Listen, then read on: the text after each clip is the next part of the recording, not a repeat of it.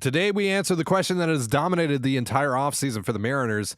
How much is the gap between them and the Astros closed? Let's talk about it here on the Locked On Mariners podcast. Colby, hit it. You are Locked On Mariners, your daily Seattle Mariners podcast. Part of the Locked On Podcast Network, your team every day. It is Wednesday, March 15th, 2023. This is Trident Gonzalez and Colby Patnode for the Locked On Mariners podcast, which is brought to you by FanDuel, the official sportsbook partner of the Locked On Podcast Network. Make every moment more. Visit FanDuel.com/LockedOn today to get started. Thank you so much for making us your first listen. Subscribe, like, and turn on alerts if you're watching on YouTube, or subscribe and leave a 5-star review on your preferred podcast platform if you like what you hear. And if you want to hear from us even more, please consider signing up for our Patreon. The link, as well as our social accounts, is in the description below. On the show today, we finish our AL West preview series with a look at the team that not only took the division last year, but knocked the Mariners out of the playoffs on their way to a second championship in the past half decade. That's the Houston Astros. We're going to look at what they did this offseason, discuss our overall expectations for them this year, and as I said earlier, we'll give our thoughts on the gap between Seattle and Houston and talk about how much or little it has closed over the last few months. Before we start, though, hi to the 90% of you that are Astros fans that have certainly clicked this video because you can't help yourselves. You just love hearing about your team. So hello, welcome back. We missed you over the last few months, and thanks for helping out with the algorithm. So Colby, we need to start here. The Astros this offseason lost perennial Cy Young candidate, future surefire Hall of Famer Justin Verlander to the Mets, and they did nothing to address his absence in the rotation.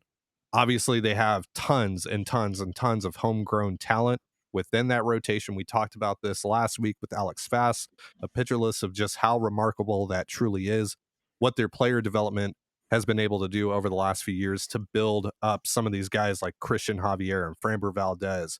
And now we'll see guys like Jose Urquidy rejoin the rotation, and we'll see someone like Hunter Brown, who's very exciting, enter this rotation, but they did not do anything in free agency outside of the organization to address Verlander's departure.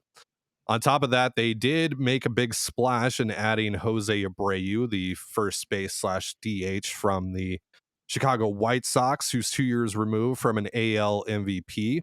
And they brought back Michael Brantley, re-signing him after he missed most of this past season with an injury. So what do you think about the Astros offseason as a whole? They didn't do a ton. They added some impact to an already dangerous offense, but they did get worse in the rotation. So what do you think, Colby? Yeah, I would say it's rather disappointing if you're an Astros fan. Obviously, you're probably pretty excited about Jose Abreu. You got nothing from first base last year. Yuli Gurriel was awful all year. And that's great. But you definitely took a step back in the pitching department. And even if Hunter Brown is, a 3-win pitcher this year, which is certainly possible, he's a talented guy. Verlander won the Cy Young last year. He was a 6-7 win guy. Yep. That is a major departure. And the difference between Abreu and Yuli is, it's not 3 wins, at least not in a typical year. Maybe last year it would have been. The other thing you have to wonder about Abreu is the guy's 35 years old. We're not talking about, a 30-year-old guy who's hitting free agency for the first time. He's an older player. Bats slow down. So I don't think it should be just assumed that Jose Abreu can continue to hit. And even last year, he was good, but he wasn't MVP Jose Abreu. Not that he should have won at that time either, but whatever. I would say overall the Astros, at best, they are as good as they were last year. And if you're not getting better, you're falling behind. And everybody else in this division got better, really without question. I don't think the Astros did, and I think that's a bit of a problem for Houston. So on top of losing the defending AL Cy Young winner Justin Verlander to the Mets, they also lost Christian Vasquez to the Twins. They added him at the trade deadline from the Red Sox, of course. They retained Rafael Montero, former Mariner, who obviously had a really nice postseason, a really nice year overall. gave him a really, really big contract to keep him within that bullpen. Like I mentioned, they also brought back Michael Brantley on a 1-year deal. They lost Trey Mancini to the Cubs. Obviously, he didn't do much for the Astros after coming over in a deal with the Orioles. They lost Aledmus Diaz to the A's. They lost Will Smith, the reliever, to Texas, and then they lost Yuli Gurriel, who just recently moved to the Marlins, and of course, they replaced him with Jose Abreu, as I mentioned. They also lost Nico Goodrum to the Red Sox. So a lot of guys exiting Houston, not a lot of guys being brought in. They're going to rely heavily on this player development system, which again has been one of the best in baseball and hasn't had any issues replenishing talent. Um, and this is still a really, really, really talented team. Even with all that you subtracted from it, this is still a team that I think the Mariners are very clearly chasing. And we'll talk more about the gap and how much it's closed here in a bit, but this is still an incredibly talented roster. You just look at it up and down, the offense is still powerful with Jose Altuve and Kyle Tucker and Alex Bregman and Yordan Alvarez, who may very well be one of the top 2 to 5 best hitters in all of professional baseball. You add Jose Abreu to that. Jeremy Pena's coming off of an incredible postseason run, World Series MVP. Chas McCormick was pretty damn good last year, and especially in the postseason, especially defensively. But then you get to those last 2 spots on their projected lineup here on Roster Resource with Fangraphs, and there's some question marks. Jake Myers, he's been hurt quite a bit over the last couple of years. He's projected currently to be their starting center fielder on opening day. And then Martin Maldonado, who obviously great defensive catcher, but kind of a black hole offensively unless he's playing against the Mariners. Of course, he's good for a couple of home runs against the M's. Then you look at this bench, though. The bench for me might be the weakest part. Actually, I think it's definitively the weakest part for the Astros here, at least as it's currently projected here by Roster Resource. And of course, things can change here. But Corey Lee, JJ Matejevich, David Hensley, and Mauricio Dubon, that sucks. Just gonna be real about it. That's not good. That's not good for a contending team. And there's obviously a lot of upside there with guys like Hensley and Lee. I know that they're really excited about them. Obviously Lee, former first round pick, but I don't know, man. That bench has some big question marks. Drew Gilbert might end up being a factor here. He might factor into the center field plans if Jake Myers doesn't click right away. Gilbert, of course, a draft pick of the Astros last year, center fielder out of Tennessee. Big bat, even bigger personality. It's kind of a really good fit for the Astros to play the heel. And then you get to this rotation right now. It's currently projected to be Framber Valdez, Christian Javier, Luis Garcia, Jose Urquidy, Hunter Brown, and then the bullpen. Ryan Presley is set to be their highest leverage guy with Rafael Montero behind him, Brian Abreu, Hector Neris, Ryan Stanek, Phil Matten, Matt Gage, who they claimed off of waivers from the Toronto Blue Jays last month, and Seth Martinez. The big thing though, Colby, is Lance McCullers is also hurt. Again, he's not out for the year, but if you notice when I listed the guys in the rotation, he's not there either. So not only do they lose Verlander for good, they're losing McCullers for the foreseeable future. We'll see how long it takes him to get back out on the mound. But this rotation has taken a hit, and now that's placed a lot of pressure on guys like Hunter Brown to perform in his first year in the rotation. Jose Urquidy, who was exiled from the rotation towards the end of the season. Luis Garcia, who obviously had a really good postseason and in relief, and has had a pretty decent World Baseball Classic thus far. But outside of Valdez and Javier, there are some question marks in that rotation as well. So what do you think about the pitching staff for the Astros? Still good, but certainly not as daunting as it was in the past.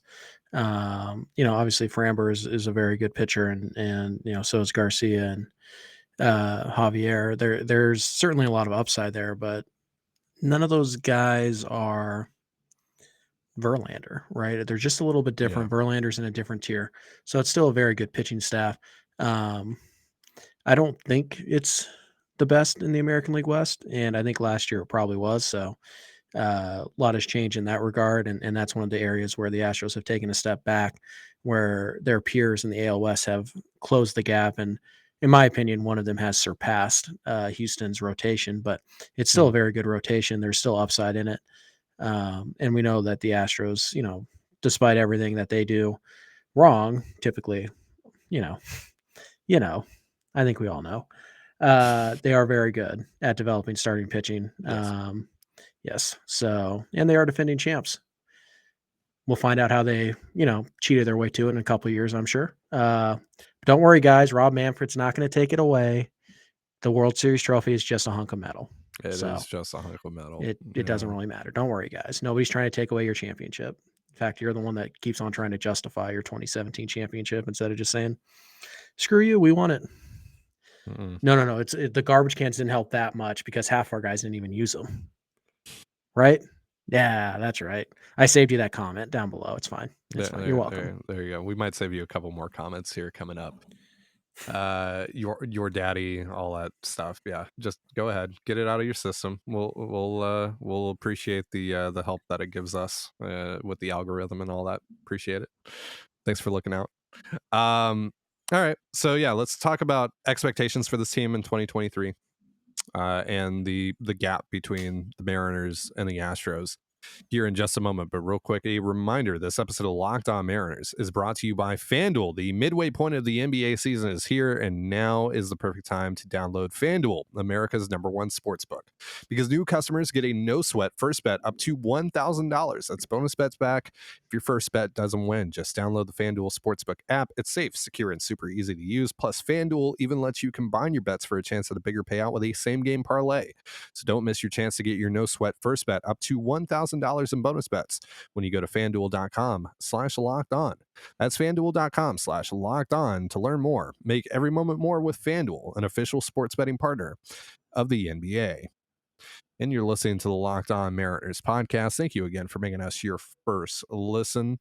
So we know that Astros fans might be the most insecure bunch in all of baseball. I think Mariners fans learned that firsthand, especially if you're on Twitter.com with Astros fans making lists of Mariners fans to track what they're saying, to essentially bomb their mentions. Really weird stuff. For those that aren't on Twitter or don't really know how lists work, lists are basically you can compile a bunch of users or a bunch of accounts in there and just see all of their tweets without actually following them. And the Astros put together a couple of, or Astros fans rather, put together a couple of those lists. Really weird behavior.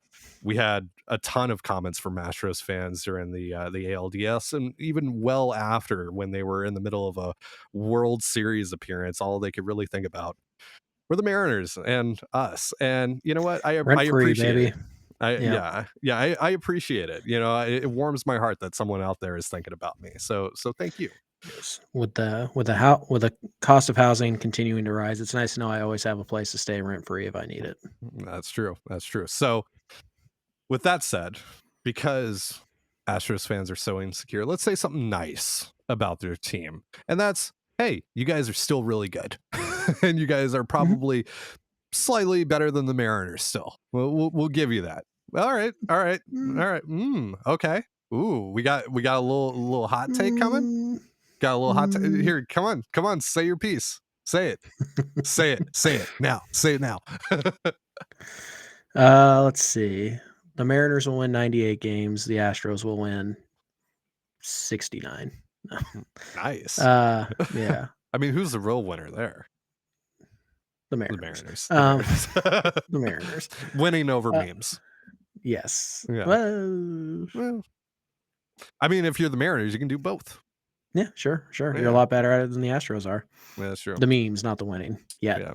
I am very, very, very excited to see what Mariners social media has planned for if for the day if they do surpass the Astros. If say the tables turn and they roles reverse and they are the ones to eliminate the Astros this October, I'm very excited for what they have planned, because right now they're taking the high road, right? The Astros tweeted something about Julio striking out to Luis Garcia in the WBC, and then Eugenio Suarez proceeded to hit a single RBI double, something like that, off of Brian Abreu, rather, a few innings later, and they tweeted nothing about it. And the Mariners tweeted it, and they didn't say anything in reference to the Astros. Whereas, the Mariners are very good at social media.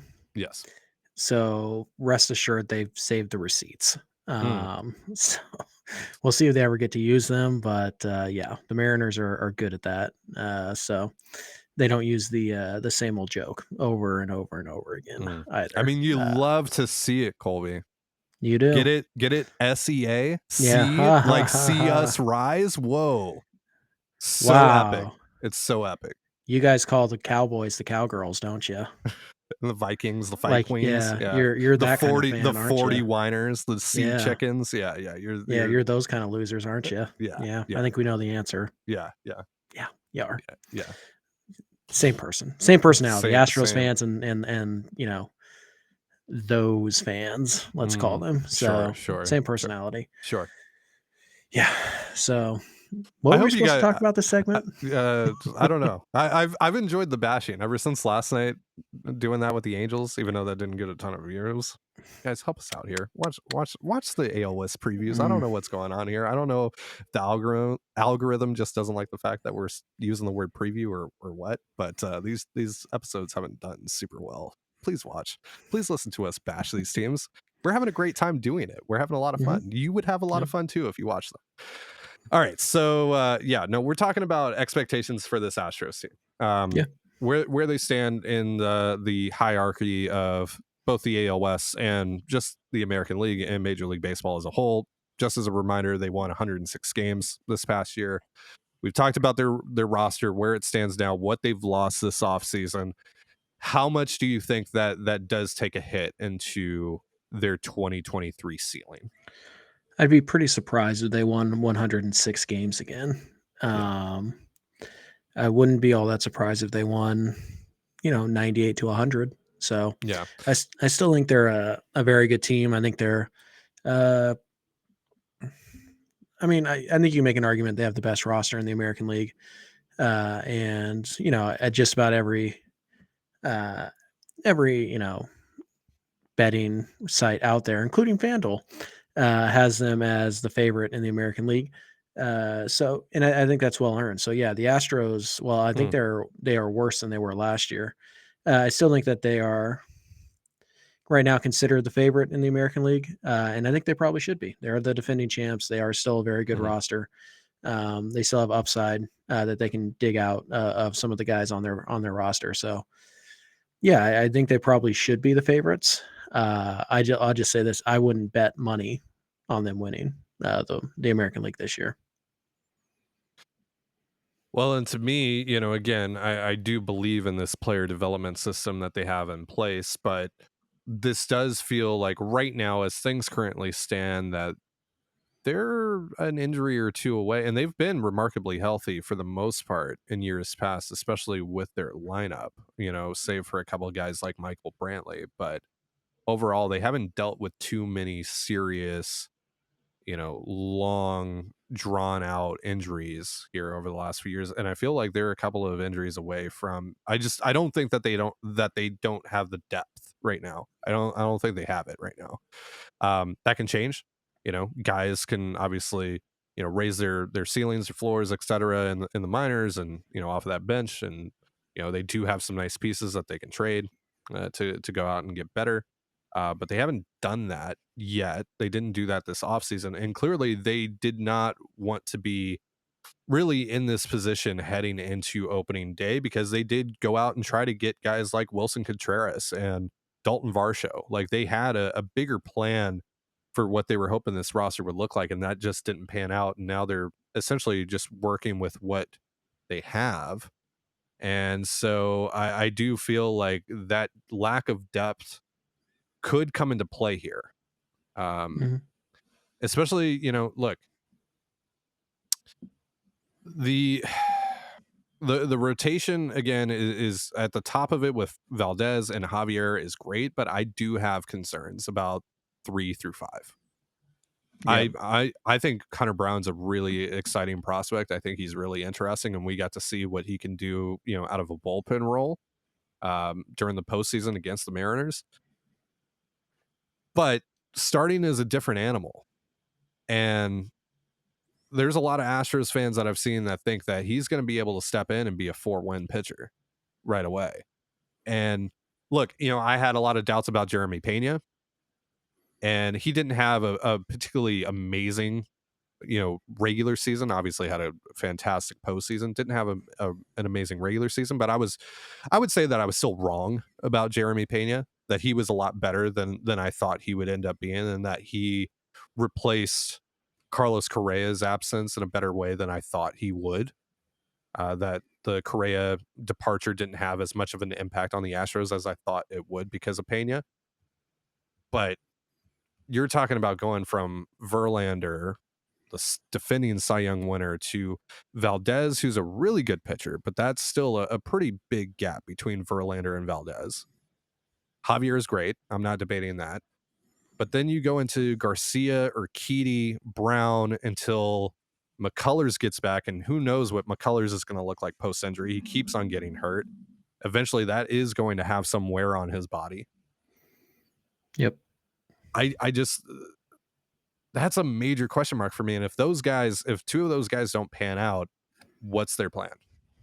Right. Are they going to be able to go out and get that starter that helps solidify their rotation, that helps, address any potential regression from a Lance McCullers when he does return from injury, that does address maybe some regression from Framber Valdez? Because, Valdez, with all the quality starts that he had last year, that's ridiculous. Who knows if he's going to be able to repeat that? That's kind of, it almost feels unfair to put those expectations back on Valdez going into the season, despite how good he is, to be able to repeat that, because that was just a ridiculous stretch that he went on. So yeah, the rotation, and even though that this player development system is fantastic, the pitching development system is fantastic, and the talent is immense here, and this the upside is immense here with guys like Brown. I don't know if all these guys are going to be able to reach their 100th percentile like Astros fans are hoping for, to make up for the absence of Verlander, make up for the, let's say, half season of absence from McCullers. So that's really where I stand on things. I still think this is a 96, 98 win team, though. Like, I don't think they're going to win 100 games this year. I don't think that they have the depth to sustain any sort of periods where Alex Bregman or Jose Altuve or Yordan Alvarez has to land on the IL for a couple of weeks. I don't think that they have that kind of depth to withstand any sort of extended periods of time without some of their key players. Mm-hmm. Right now, Yordan, at last check, hasn't gotten into spring training games yet. He still has a hand issue he's dealing with. Mm-hmm. Now, I'm not suggesting that will cause him to miss significant time this year, but it is setting him back, and it might take a little while for him to get, I say rolling. He'll probably still one-handed could put up a 130 WRC plus, but right, you're relying on 160, 170 out of him, and he gives you 130 for 3 months. Mm-hmm. Other guys do have to pick up the slack, so we'll see what happens with all that. But yeah, I still think they're a very good team. And yeah, they probably should, like I said, they probably should be the favorites to win the American League West, to win the American League, and should certainly be one of the favorites to, win the World Series. But I do think that they are taking a step back this year. I can't imagine that Brown and Abreu can provide more than what they got from Verlander last year. It's just really hard to envision that. But like I said, it's certainly possible because the Astros are very good at player development. So, and cheating. That too. Are they? They got caught. Well, yeah. They're kind of like 45 grade cheaters. Yes. Like, got away with it. Away with it. Like they got away with it for enough of time to win the World Series. but they did eventually get caught. Yeah. Still got to keep the World Series and all that stuff, and we're fined $5 million, which is the most. Which that's funny. That's Got a cute. slap on the wrist. Yeah, Yeah. yeah. Here's And $5. you guys are somehow still the victim. Oh, everybody's picking on us. Even though we got to keep our World Series title, nothing happened to us whatsoever. You lost We a got couple of draft booed. picks. Yeah, you lost a Oh. couple of draft picks and got booed. Oh, did they? Oh. Yeah. All right, but quickly, just going back to the whole depth conversation and the we can injury concern with any team. We can do Yep. that, especially with the Mariners. The Mariners have Mhm. some depth concerns, obviously. Like I totally understand that. It's just in years past for the Astros, they have an injury occur or whatever. They have Chas McCormick to fall back on. They had Aledmus Diaz to fall back on. They had a couple of guys that they could fall back on and rely on here, and now it doesn't feel like they have that right now when I look at their bench. And the bullpen, it's interesting, man. The bullpen is an interesting spot for the Astros. Alex Fast last week said that he would give the advantage in the bullpen to the Mariners, and the advantage of the rotation to the Mariners. I agree, but the bullpen still has some guys with Presley and Montero, but also you're Mhm. relying on Montero to pick up where he left off from a career year. And I mean, we've seen Rafael Montero like firsthand, and obviously he's a bit of a Right. different guy since leaving Seattle. I'm not discrediting that, and I'm not sure exactly what has all gone into that, so I don't know the full context of that. So maybe this is permanent, but relievers are fickle. We say that all the time, and so I don't know. It's a hard, it's a typical, it's a difficult bullpen to project, and Fangraphs projections aren't super high on the bullpen. They all kind of think that these are mid-3 ERA guys, which is fine. Like that's still a top 12-ish bullpen in baseball. Mhm. But this bullpen has been consistently like top 5 for the last few years, and that's been a big part. That's been a really underrated part of their success here. And so if there is regression there, obviously there's been a talent regression, the rotation. How much is that going to impact their overall ceiling for 2023? I think that's going to impact them a bit. And then on the offensive side of things, I just don't think that they have the depth needed to win consistently over the course of a full season. So they're going to need to add from the outside, or they're going to need a couple of these guys within their system to raise their ceilings, raise their floors. So let's talk about the gap between these two teams, the Mariners and the Astros. Obviously, I think at season end, to me, it was pretty clear that the Astros and the Mariners were the two best teams in the American League. And frankly, especially now with all the injuries the Yankees have sustained in their rotation with Rodon and Montes hurt, I think the Mariners are the second best team in the American League. And I have really no hesitancy in saying that. I get it. The Blue Jays. I know everyone's really excited about the Blue Jays. I still have concerns about the Blue Jays, and really most of that has to deal with your bullpen. Again, bullpens are fickle. We never know. We have, the Blue Jays could run out the same 8 guys that they did last year, which they're not, but they could run the same 8 guys out as last year, and they could be the best bullpen in baseball, right? Mhm. 2014 Mariners bullpen, we say it time and time again, is a perfect example of why we just never know when it comes to bullpens heading into the season. But I still have concerns about the Blue Jays. And I do have concerns about their offense too. After getting rid of guys like Teoscar Hernandez. But that said, it doesn't really matter where you rank the Mariners in the overall hierarchy in the AL right now, because teams are going to change over the course of the next 6 or so months. What really matters here is, are they going to be able to compete with the Astros right out of the gate? Because that is going to matter. Because this team finished 16 games behind the Astros at season's end, and like you're going to have to keep pace with them over the course of the year. So just looking at opening day, where things stand at opening day, how much have the Mariners closed the gap between them and the Astros? And do you think they're in a position right now to keep pace and to eventually build upon what they already have built and hopefully surpass the Astros by season's end? Yeah. So I think one thing that's important to note here is that you don't have to make up 16 games, right? Like you're not starting the season Right. 16 games behind the Astros. You're starting 0 Right. 0. You're flat. You know, all the good luck and bad luck you have doesn't matter. Like last year really doesn't mean anything. So you're just looking at the rosters, right? You're trying to get a feel for if this team performs like I think they can reasonably, and if this team performs like I reasonably think they can, how close are they? And to me, I think they're pretty close. I would also give the rotation edge to Seattle, and we probably don't even have the fifth best guy in it right now. So I would give the rotation edge to Seattle again. Injuries, blah blah blah, but just based on how we think things are going to look on opening day. Bullpen, I would give to Seattle. It's close, but I'd give it to Seattle.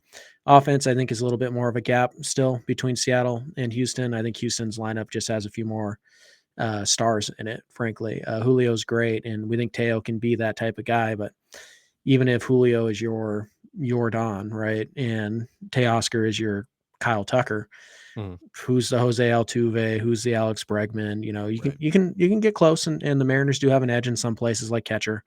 Mhm. But I do think overall that the Astros lineup is just better than Seattle's. Agreed. Um, and I think Houston's probably a little better defensively too. So we'll see. Jared Kelnick is the big X factor here because if Kelnick is, again, a 3-win player or whatever, then all of a sudden you do have an answer for, the Let me just say something on that note. I think that if Kelnick, and this is assuming that everyone stays healthy and everyone performs at a level that we're expecting, right? mhm. So just let me preface with that. But if Jared Kelnick actually is a 3-win player, if he's like a fringe all-star this year, gap's closed. It's the conversation over at that point. Gap's closed. Mariners are right there in line with the Astros, and they should have no issues surpassing the Astros with Right. whatever else they could do to add on. I mean, the Mariners outfield is already better Yeah, than Houston's because Houston's is Kyle Tucker and a couple platoon guys. Chas McCormick, Jake Myers. Yeah, Right. And Michael Brantley when he plays out there, Jordan Alvarez when he plays out there, but those guys are going to DH through. But anyway, you want to slice it. Seattle's outfield is better. You add another, and really, Kelnick is the big question mark in this lineup, right? I mean, Crawford, he was really bad for most of last year, but you still feel decent that he's going to be a league average bat right around there. We don't know what left field's going to look like. And if Kelnick is an above average bat, then that gap is pretty much closed because, again, we already think Seattle has the better pitching. And the other thing we need to think about is when we get into July, who's in a better position to add missing pieces if these two teams are in kind of a horse race to yeah. to win the American League West? It's Seattle, and it's not It's close. Seattle. And the thing too with Seattle, right, is that because of, here's another benefit of having 3 essentially first round picks in the upcoming draft, is that you can get a little more aggressive with the guys that you deal out of your farm system because you're going to be able to replenish your farm system in a major way this Mhm. this summer in a very unique and rare way. So the Mariners also have that to their advantage over the Astros, who again they're having to play catch up in terms of building their system because they did lose the first round draft picks from the whole cheating scandal. So And honestly, they haven't had good drafts the last few years either. Even before that, like they hit it big on the Correas and the Tuckers and the Springers and Bregman when they were picking up near the top of the draft. They started picking down below, and their hit rate went down pretty mhm, significantly. So they've still got a few guys out of the draft. Pena mhm, being the big one right now, but there are some serious questions about whether or not Houston is a good drafting team. We know they're a good development team. right. Do they pick the right guys? So far, yes. But you kind of look at it, they haven't gotten a lot from these last 3 or 4 drafts, and eventually that bill does come due, unless you're just going to spend your way out of it. Which Houston doesn't appear that Houston's ever going to be a team that is willing to go above the luxury tax and really push their payroll beyond the 200 some odd million on a multi-year basis. So we'll see. Right now, I would say Houston is overall better than Seattle, slightly. Mhm. But the gap is closed, and I think by the end of the year, it could be we could be talking about how big the gap is between Seattle at the top and Houston below them, depending on How does Kelnick progress? How does Bryce Miller look? Did they go and acquire Ian Happ or whatever? What did Houston do at the deadline? Blah, blah, Right, blah. right. So I think they're close enough right now that we could be looking at the end of the year and saying, these are the two best teams in the American League, and Seattle's actually a little bit ahead of Houston. But right now I would have it the other way around. And the biggest part of this debate, this whole offseason, particularly within the Mariners fan base, is the quality of the offseason that the Mariners had. Did they do enough? Did they have a good offseason? I think they did. Did they have the best offseason that they possibly could have had? No. And I'm not going to debate that. I think that's a fact. I think that they could have had a better offseason than they did, but I think that they still had a really good offseason and addressed a couple of massive needs for them, which was more dependability and upside in right field, and addressing the black hole that was second base last year, because that is what it is. I don't get this whole thing that Colton Wong is essentially a lateral move from Adam Frazier. Just look at the numbers the last couple of years.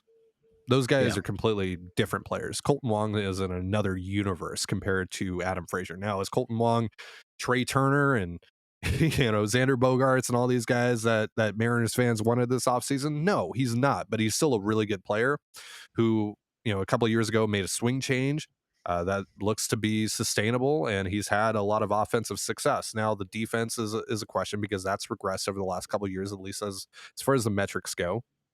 But Perry Hill, I think, just Wong being in a new situation is going to be a bit better defensively. I don't think we're going to see the Gold Glover that he was in St. Louis, but I think we're going to see a more, competent second baseman out of Colton Wong. I don't think there's going to be much issue there with him defensively, and I think the bat's going to play a lot better than Frazier did. And then Teoscar at his 100th percentile is a fringe borderline MVP candidate.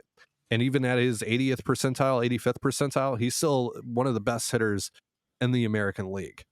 So that's a huge, and, he was hurt this past year for a little bit of time earlier on in the season, but for the most part, he's been significantly healthier than Mitch Haniger. So those two moves that the Mariners made, massive upgrades, cannot be understated. Those are the furthest thing from a lateral move. I don't get that. So yeah, the Mariners got better. Could they have added another bat? Do they need another bat? Yeah, absolutely. We've said that. We haven't shied away from saying that. The other thing that we need to keep in mind here, though, in terms of closing the gap, full season of George Kirby, full season of Luis Castillo, full season of Cal Raleigh being good. These things matter. Full season of Matt Brash out of the bullpen, full season of Andres Munoz being elite, right? Because Andres got off to a slow start as well. It wasn't really until about June, I think, that he started to really, really hit it. Like, these things matter. Ty France, if he can stay healthy for a full season and maybe not hit the way that he hit in the first half of the year last year, but do something slightly above that or slightly below that and sustain it through, a full 6 months, that's huge too. So all of these things matter. All these things do contribute to closing the gap. It's not just about what the Mariners did during the offseason.